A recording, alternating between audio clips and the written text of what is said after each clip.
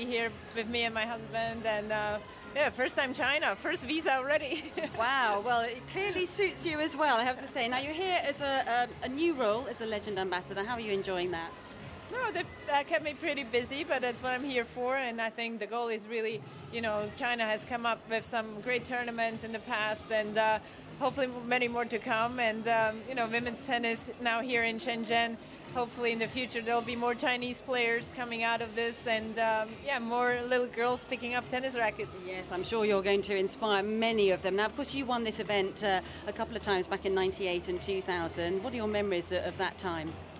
Well, it's amazing. You really a group of only the top 8 elite players, and to qualify, you felt already very proud going into this event, because and even a Grand Slam, you have 128, so busy and so many players, and everyone, you're kind of happy to be in the second week, because then it's just kind of narrows down into, the top 8 and 4-2 and the winner. But here it's from the start, it's only the 8 players, and that's really cool. And, I always like my treats, when you go back to the room, you have like little presents on your... Get pampered a little bit. Yeah, so exactly. Martina, tell us what it takes to win an event like this. Well, I think it also takes perseverance. I mean, the endurance to be out there the whole year and play well throughout the whole season, it's very grueling, but I think it's also the top 8 deserve to be here, and it's the last little push, and I think everybody's ready who comes here, but it's also a little bit last man standing, last woman standing now. For sure. You said you'd like the court. The players have been saying it's a little slow, but you would have caused all kinds of issues out here, wouldn't you? Well, the court is a little slow, but also because you play indoors, so it kind of matches with the players who have big serves, and no wind, no sun, so it's an advantage that way, and disadvantage because it's slower. So I think it's a fair surface at the end of the day. Everybody can build on their strengths and weaknesses. Yeah, and I guess all of these players are having to adapt to so many different surfaces. You've only been retired a couple of years, Martina, but how much do you think the tour has changed in the last few years? Well, I think it's definitely, when you look at the players, everyone is in great shape, they're in form. Probably with the rackets and the strings, it's gotten faster, it's more physical, they have bigger teams around them. But also, I think there's now, again, you see players like Ashley Barty, Bianca Andreescu, and Belinda, who have more variety to their game and not just big shots, big hitting. So I think it's definitely a great match now. Yeah, do you see that's the direction that the women's game is going in? The fact that we've seen so many more creative artists like yourself out there on the tour sort of breaking through this year, because it is a big change, isn't it? Yeah, definitely. I mean, especially here at this event, as Nigel, we talked about that earlier, that you have more counter punchers, and also I would say, not just like runners, like somebody like, Radwanska in the past, or even Svitolina, who's a defending champion. They have to keep evolving, keep getting better to stay with that Banjo group. Would you have liked a slow court like this? Because we've heard a lot of the players sort of not complaining about it, but they weren't that happy with how slow it was. Would you have liked this court? Well, maybe if you talk to someone like Karolina Pliskova or Petra, then yes, they would definitely prefer a faster court, so their serve is more aggressive and they get a lot of free points on that. But for me, definitely I would favor this court. Belinda Bencic, you've had a lot to do with her. How do you think she'll fare today, and chances on the winner overall? Well, I'm sure that win against Petra Kvitova gave her a big push, because coming here she wasn't, she was the last one to qualify, so she was like, surviving on that one. And then I think just she knows this is the last event, and she's been here for a week now, and that win was pretty big, because now she feels like the field has opened up in her group with Osaka pulling out. Obviously Bertens there, they both have a win. And this is a huge match coming up, so I'm excited actually to go and watch. Is she going to win it? Well, she has a losing record against Bertens. I think she's 3-0. Yeah. But I would say, you can't compare Belinda Bencic to what she was like 3 or 5 years ago. I mean, it's definitely this season she's come back and playing much better again, and is number 7 in the world. So I think it's going to be a different matchup, and I hope the best for her, obviously. She had a great year.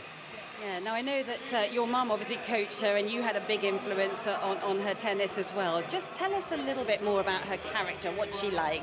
Well, what my mom did well with her, because she didn't try to teach her my style or anything. I mean, yes, the technique, she was very particular about it, but everybody has strengths and weaknesses. Maybe definitely Belinda has more power, so she can, when she steps up to the ball, it has more behind it, and I was maybe more creative a little bit more, but I mean, if she hits a great return or big serve, I mean, it's a winner. So where I had to maybe sometimes work a little bit harder to win my points, and she also, I mean, compared to like me coming to the net and volleying, she loves the topspin volley, is one of her favorite shots to do. So I mean, it's just learning and teaching every shot in the book, and she has that, but using it maybe differently. Yeah, one of the areas that is reminiscent to you is how early she takes the ball. How was either your mum or yourself able to impart that onto her game? Because it's very clear when people talk about her, the open stance and hugging that baseline very much the way you did.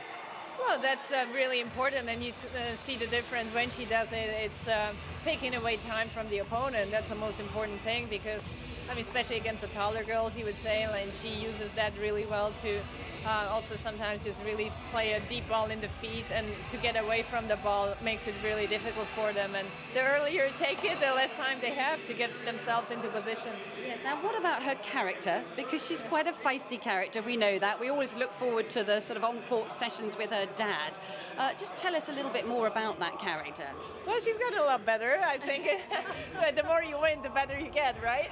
You worked with your mum a lot. How did that work? Well, it's an interesting one. I mean, it's always hard when you spend so much time together, but I think at the end of the day, we've seen the difference how she did in the last 3 years, and now her dad being back to the scene. I mean, her ranking has risen so much, so at the end of the day, definitely they're great for each other. Now today in this matchup, of course, she's up against one of the biggest servers in the women's game. You were a master at return of serve. You've won so many titles, both in singles and in doubles, of course, as well. And I remember one of your mixed doubles partners actually saying that you taught him how to return serve, because Belinda stands out with an open racket face, doesn't she? And that was what you probably brought to her game. Well, I think it's important. I mean, I felt like I, helped her with the thing that sometimes the players do favorize one or the other corner of a serve. That's what made it so difficult playing Serena, because she could almost hit every corner, like 4 corners, like deuce or ad side. It didn't really make much of a difference. But I think seeing the ball, and also it's instincts a little bit too, that you really calculate what the player likes and what they dislike, and you can watch YouTube today and do stats a lot better than we used to. And also when you play a player a few times, and the faster you learn about their strategy, what they like and dislike, you can really take a lot of strategy out of that. Yeah, so just last word on her opponent tonight. Bertens, what has she got to do? Well, she can't slow down. I mean, that's definitely, she has to try to keep Belinda on the run, and Belinda the opposite, right? Absolutely.